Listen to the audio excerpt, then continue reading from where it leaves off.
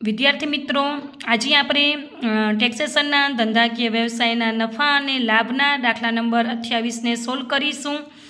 વિદ્યાર્થી મિત્રો, રકમ આપણાને આપેલી છે, તમે રકમ ખાસ નોટ ડાઉન કરી નાખજો. વિદ્યાર્થી મિત્રો, ઉધાર બાજુ ખર્ચા બતાવેલા છે, જમા બાજુ આવક આપેલ છે, ચોખ્ખો નફો 8 લાખ છે. સૌથી પહેલાં આપણે હવાલા ટીક કરી નાખશું. હવાલામાં એમ છે, શ્રી મોહનભાઈના પગારના 72,000 પગાર ખર્ચમાં સમાયેલા છે, તો પગારને ટીક કરી નાખવાનું. આવકવેરા નિયમ મુજબ માન્ય ઘસારો 60,000, તો ઘસારો ટીક કરી નાખવાનું. જીવન વીમા પ્રીમિયમની રકમ શ્રીમતી મોહનલાલની 16 લાખની વીમા પોલિસી અંગે ચૂકવેલ છે. તમને જીવન વીમા પ્રીમિયમ આપેલ છે, ખાસ નોટ ડાઉન કરજો વિદ્યાર્થી મિત્રો. એને હવાલો ટીક કરી નાખવાનો. મોટરનો 25% અંગત હેતુ માટે ઉપયોગ થયો છે, તો મોટર ખર્ચા ટીક કરી નાખશું વિદ્યાર્થી મિત્રો. હવે આપણે દાખલાની શરૂઆત ચોખ્ખા નફાથી કરશું.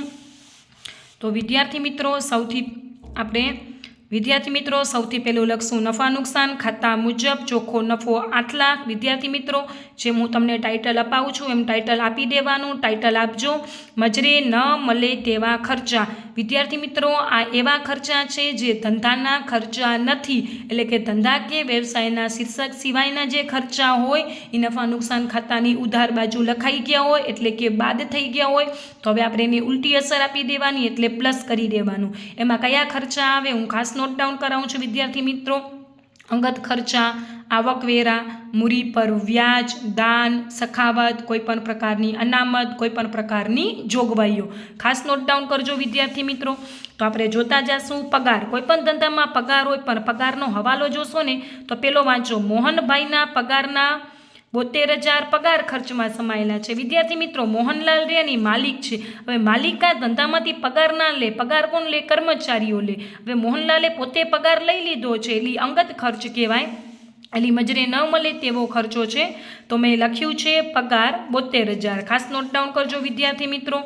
પછી આપણે રકમ જોતા જશું. સામાન્ય ખર્ચા કોઈપણ ધંધામાં હોય, જાહેરાત કોઈપણ ધંધામાં હોય, મૂડી પર વ્યાજ અંગત ખર્ચ કહેવાય, તો મેં મજરે ના મળે તેવા ખર્ચામાં લખ્યું છે મૂડી પર વ્યાજ 48,000. લોન પર વ્યાજ કોઈપણ ધંધામાં હોય, ખાલખાત જોગવાઈ કોઈપણ પ્રકારની જોગવાઈ હોય, મજરે ના મળે તેવા ખર્ચામાં લખી નાખવાનું ખાલખાત જોગવાઈ. પછીનો વિદ્યાર્થી મિત્રો ઘસારો. તો તમે બીજા નંબરનો હવાલો વાંચો, આવકવેરા નિયમ મુજબ મજરે મળવાપાત્ર ઘસારો 60,000. એટલે આવકવેરા અધિકારીએ એમ કીધું છે કે તમે 60,000નો ઘસારો માન્ય ગણી શકો છો. આપણે ઘસારો કેટલો ગણી નાખ્યો છે? 70,000. આવકવેરાવાળાએ જેટલો કીધો એનાથી વધુ ઘસારો ગણ્યો છે. જેટલો ઘસારો તો વિદ્યાર્થી મિત્રો, આવકવેરાવાળાએ જેટલો ઘસારો ગણવાનો કીધો એનાથી આપણે વધુ ઘસારો ગણ્યો છે, એટલે અમાન્ય ઘસારો કહેવાય. અને અમાન્ય ઘસારો મજરે ન મળે તેવા ખર્ચામાં લખી નાખવાનું. ઘસારો અથવા અમાન્ય ઘસારો બેનો તફાવત 70 - 60,000 એટલે 10,000. એના પછીનું વિદ્યાર્થી મિત્રો, એડવાન્સ આવકવેરો. આવકવેરો મેં તમને શું કીધું? અંગત ખર્ચ કહેવાય. અંગત ખર્ચા બધા મજરે ન મળે તેવા શીર્ષક હેઠળ લખવાનું છે વિદ્યાર્થી મિત્રો. એના પછી આપેલ છે સ્ટેશનરી કોઈપણ ધંધામાં હોય, જીવન વીમા પ્રીમિયમ આપણો અંગત ખર્ચ કહેવાય, એટલે જીવન વીમા પ્રીમિયમ આપણે લખી નાખશું. પછી શું કીધું છે? મોટર કારના ખર્ચા 1,40,000. એમાં વાંચશો ને તો મોટર કારનો 25% અંગત ઉપયોગ માટે હેતુ થાય છે. તો વિદ્યાર્થી મિત્રો, અંગત ખર્ચા બધા અહીંયા લખવાનું. તો લખવાનું મોટર કારના ખર્ચા 1,40,000ના 25% એટલે 35,000 આવી જશે. વિદ્યાર્થી મિત્રો, ખાસ રકમ નોટ ડાઉન કરી નાખજો. હવે આપણે જોતા જશું એક એક સ્ટેપ. પગાર થઈ ગયું, સામાન્ય ખર્ચા થઈ ગયું, જાહેરાત ખર્ચા થઈ ગયું, મૂડી પર વ્યાજ આવી ગયું, લોન પર વ્યાજ આવી ગયું, કલકાતની જોગવાઈ થઈ ગઈ, ઘસારો થઈ ગયો, એડવાન્સ ટેક્સ થઈ ગયો, સ્ટેશનરી થઈ ગયું, જીવન વીમા પ્રીમિયમ થઈ ગયું, ને મોટરના ખર્ચા.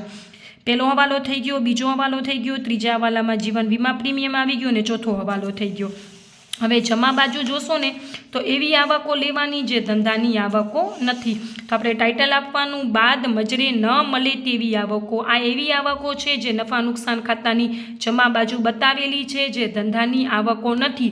જમા બાજુ બતાવેલી એટલે પ્લસ થયેલી હતી, હવે એને શું કરી નાખવાની? બાદ કરી નાખવાની. તો ખાલખાત પરત જે અગાઉના વર્ષમાં મંજૂર થયેલ નથી 40,000. પૂરેપૂરી કાંઈ નથી કીધું કેટલા ટકા, તો પૂરેપૂરા 40,000 લઈ લેવાના ખાલખાત પરત. એના પછી આપેલ છે બેંક વ્યાજ, જે અન્ય સાધનના શીર્ષક હેઠળ આવે, જે ધંધામાં બતાવેલ છે એટલે બેંક વ્યાજ. અને એના પછી લખશું મરેલ ભાડું, જે મકાન મિલકતના શીર્ષક હેઠળ આવે છે, એટલે આપણે અહીંયા લખશું મરેલ ભાડું મકાન મિલકતના.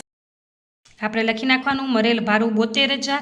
વિદ્યાર્થી મિત્રો હવે આપણે નફા નુકસાન ખાતા મુજબનો નફો 8 લાખ હતું. મજરે ન મળે તેવા ખર્ચાનો સરવાળો કરશું તો 2,75,000 હતું, જે ઉમેરી દેશું 8 લાખમાં એટલે 10,75,000 આવી જશે. અને મજરે ન મળે તેવી આવકો એ આપણે બાદ કરી નાખશું એટલે આપણો છેલ્લો જવાબ આવશે 8 lakh plus 2,75,000 minus 40,000 minus 36,000 minus 72,000 એટલે આપણો છેલ્લો જવાબ આવશે. વિદ્યાર્થી મિત્રો ખાસ નોટ ડાઉન કરી નાખજો 9,27,000, જેને કહેવાશે ધંધાકીય વ્યવસાયના શીર્ષક હેઠળ કુલ કરપાત્ર આવક.